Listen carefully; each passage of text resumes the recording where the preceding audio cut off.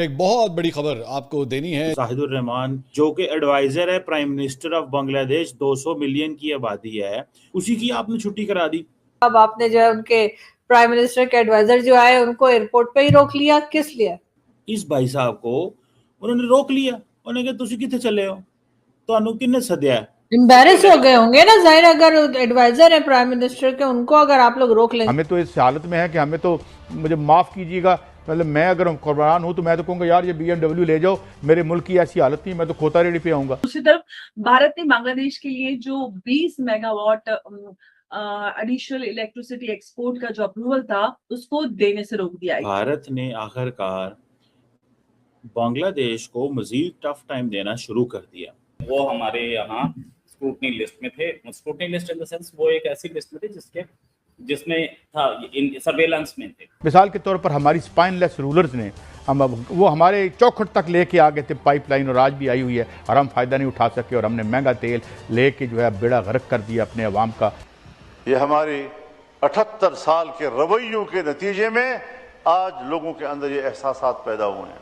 करो, अच्छी बात है, बाहर अपने बच्चे भूख से मर रहे हैं तो बाकियों का पीड़, मतलब मेरी समझ से ही बाहर है, लेकिन फिर भी वो आगे मुंह उठा के यहाँ पे। लेकिन मुझे हैरानगी इस चीज क्यों आती है कि भाई कोई थोड़ा बहुत कुछ अपना दिखाओ यार, मतलब कोई अपनी इज्जत भी तो कमाओ। नमस्ते दोस्तों, जय हिंद। न्यूज हिंदुस्तान की में आपका स्वागत है। दोस्तों, भारत और बांग्लादेश के बीच कूटनीतिक स्तर पर एक नया घटनाक्रम चर्चा का विषय बन गया है। रिपोर्ट्स के मुताबिक बांग्लादेश की अंतरिम सरकार के एक वरिष्ठ प्रतिनिधि को नई दिल्ली के इंदिरा गांधी अंतर्राष्ट्रीय हवाई अड्डे पर इमिग्रेशन जांच के दौरान कुछ समय के लिए रोका गया, जिसके बाद इस मामले को लेकर दोनों देशों में चर्चा शुरू हो गई। बताया जा रहा है कि बांग्लादेश सरकार के वरिष्ठ सलाहकार और प्रतिनिधि मंडल के सदस्य जाहिद उर रहमान भारत पहुंचे थे।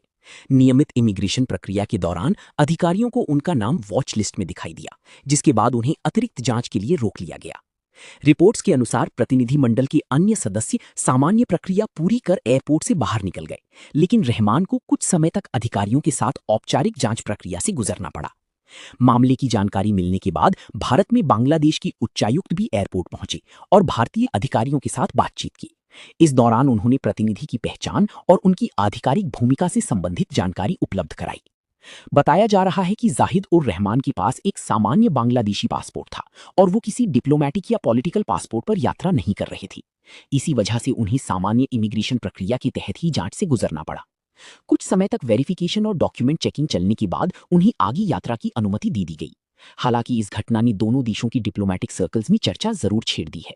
विशेषज्ञों का मानना है कि अंतर्राष्ट्रीय एयरपोर्ट्स पर वॉच लिस्ट और सिक्योरिटी वेरिफिकेशन की प्रक्रिया सामान्य बात है, लेकिन जब किसी सीनियर फॉरेन रिप्रेजेंटेटिव का नाम इस प्रक्रिया में आता है तो उसका राजनीतिक और कूटनीतिक महत्व बढ़ जाता है। फिलहाल इस मामले को लेकर भारत और बांग्लादेश की तरफ से अलग अलग प्रतिक्रियाएं सामने आ रही हैं और पूरी घटनाक्रम पर नजर बनी हुई है। जय हिंद। भारत ने आखिरकार बांग्लादेश को मजीद टफ टाइम देना शुरू कर दिया, और वो टफ टाइम कैसे देना शुरू किया है कि अगर आप सही मानों में देखें तो आपको ये पता चलेगा कि इंडिया बहुत सख्त बिहेव कर रहा है। डॉक्टर जाहिद उर रहमान है, इंडिया के अंदर आए थे और उनको जाहिद उर रहमान या जाहिद उर रहमान मुख्तलिफ अंदाज से उनको पहचाना जाता है। डॉक्टर भी कई दफ़ा कहते हैं adviser on policy strategy information and broadcasting to Bangladesh prime minister Tariq Rahman. मतलब इंदिरा गांधी इंटरनेशनल एयरपोर्ट पे बंदा आ रहा है जो कि एडवाइज़र है prime minister of Bangladesh, 200 million की आबादी है, उसी की आपने छुट्टी करा दी। इस भाई साहब को उन्होंने रोक लिया। उन्होंने कहा तुसी किथे चले हो, ਤੁਹਾਨੂੰ किन्ने सद्या है, तो तुसी क्यों आए हो। मुझे मज़ा पता किस चीज़ का आया, हसीना वाजिद को इंडियंस कहते हैं जाने नहीं देंगे। कोई माई का लाल बांग्लादेश में आके हसीना वाजिद को नहीं कह सकता कि हमें दो। बांग्लादेश का फॉरेन ऑफिस कहता है हमें दे दो, डिमार्च करते हैं, नोट वर्बैल भेजते हैं। और शर्मिंदगी की बात यह है कि फॉरेन मिनिस्टर साहब ने अपना पहला दौरा ही इंडिया का किया जब उनको इस चीज़ का पता था कि उनकी साबिक वज़ीर आज़म यहाँ बैठी हैं और इसी जयशंकर से हम मांग रहे हैं, लेकिन वो दे नहीं रहे। लेकिन फिर भी वो आगे मुंह उठा के यहाँ पे, मतलब टू बी फ्रैंक एनफ, मुझे कोई एतराज़ नहीं है, लेकिन मुझे हैरानगी इस चीज़ क्यों आती है कि भाई कोई थोड़ा बहुत कुछ अपना दिखाओ यार, मतलब कोई अपनी इज्जत भी तो कमाओ। You know how to earn respect. आप एक मुल्क जो है वो इज्जत कैसे कमाता है? वो कैसे कमाता है कि चलो ठीक है, इंडियन ओशन रिम एसोसिएशन जो है उसके लिए पैनरेमान आए डॉक्टर साहब को आते ही उन्होंने छुट्टी कराई, उन्होंने 2.5 घंटे पहले क्या थे भेजा साइड। अब आपने जो है उनके प्राइम मिनिस्टर के एडवाइजर जो आए उनको एयरपोर्ट पे ही रोक लिया, किस लिए? देखिए वो हमारे यहाँ लिस्ट में थे, ठीक है, वो हमारे यहाँ स्क्रूटनी लिस्ट में थे। Scrutiny list in the sense वो एक ऐसी लिस्ट में थे जिसमें था इन सर्वेलेंस में थे, और इनका जो पास्ट है वो बहुत बढ़िया नहीं, इनको अंदर नहीं घुसने देना था। इनको वन टाइम एग्जेप्शन आज दी गई, 2 घंटे तक पूछताछ की गई कि आए क्यों। भाई जब आप स्क्रूटनी लिस्ट में हैं तो आप क्यों आओ, सोचने वाले। तो इनको पहले तो बांग्लादेश को ये सोचना चाहिए था, जब हम लिस्ट में डालते हैं तो उस गवर्नमेंट को बताते हैं ना, उस गवर्नमेंट को पता था ना, जब उस गवर्नमेंट को पता था तो उन्होंने आने क्यों दिया? उनके पास एक ही आदमी था आने के लिए, इस प्रोग्राम के लिए, क्यों ऐसा हुआ? देन दूसरी चीज कि ये एडवाइजर साहब जो हैं ये पहुंच भी गए। एक तो जब आप एक लिस्ट में हैं तो एडवाइजर साहब को खुद नहीं आना चाहिए था, बांग्लादेश गवर्नमेंट को नहीं भेजना चाहिए था, आ गए। एडवाइजर हैं ये साहब, ठीक है, ये कोई प्राइम मिनिस्टर नहीं है, कोई प्रेसिडेंट नहीं है, ही इज एन एडवाइजर। ये कोई हमारे इम्यूनिटी नहीं लेके आए हैं।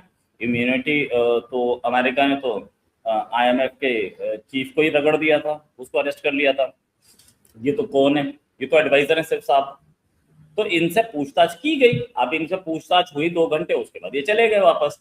तो जाना चाहे जा सकते हैं, we have no problems, but then इनको ये समझ में आना चाहिए था कि मैं आया हूँ, इंडिया आया हूँ, और इंडिया आकर के मुझे कैसे बिहेव करना है, पूछताछ हो सकती है। डिसअपॉइंटमेंट इनको ही है, इन्होंने वापस जाकर के एक वीडियो बनाया है, पता नहीं क्या क्या किया है, ठीक है, किया अच्छी बात है, वीडियो बनाना तो उनका राइट है। एम्बैरेस हो गए होंगे ना जाहिर, अगर एडवाइजर है प्राइम मिनिस्टर के, उनको अगर आप लोग रोक लेंगे। आप लोगों का तो पहले बहुत बांग्लादेश और भारत की दोस्ती चलती थी, तो अब अगर वो आएंगे और इस तरह से उनको रोका जाएगा तो एक खबर तो बन गई होगी ना उनके अपनी कंट्री में भी। एक बात समझने की है कि उसे छोड़िए, एडवाइजर छोड़िए, कोई मिनिस्टर भी आएगा वो भी स्क्रूटनी से, स्क्रूटनी है, हम कर रहे हैं, हमारे कंट्री में आप आ रहे हो, आपने आपकी एम्बेसी होगी, और ये आ रहे थे इंडियन ओशन रिम एसोसिएशन के उसमें प्रोग्राम में, हमारे इंडिया के प्रोग्राम में नहीं आ रहे थे। इंडियन हम होस्ट कर रहे थे उसे, इंडिया का पर्सनल नहीं था, इंडियन एसोसिएशन रिम का था। अगर ये हमारी उस पे हैं, ठीक है, तो एडवाइजर तो कई होते हैं, एक एडवाइजर थोड़ी होता है, 4-5 एडवाइजर होंगे, 2 एडवाइजर तो कम से कम होंगे। एक एडवाइजर जो होता है वो इकोनॉमी पे होता है, एक डिफेंस पे एडवाइजर होता है। अगर बांग्लादेश चलो ठीक है छोटा कंट्री हो सकता है ना, बट देन अगर एडवाइजर साहब भी आए हैं तो अभी तो हमारे मार्को रूबियो आए थे, उनको एक प्रोटोकॉल नहीं दिया गया। यहाँ मार्को रूबियो ने ये बात तो छपी अखबारों में कि मार्को रूबियो को तो प्रोटोकॉल नहीं दिया। तो ये साहब कोई मार्को रूबियो से पढ़े, और इनसे पूछताछ बहुत जरूरी थी। ये जो ट्रैवलिंग कर रहे थे, रेगुलर ग्रीन पासपोर्ट कैरी कर रहे थे जिसपे सार्क का स्टिकर था, और इनके पास कोई डिप्लोमेटिक पासपोर्ट नहीं।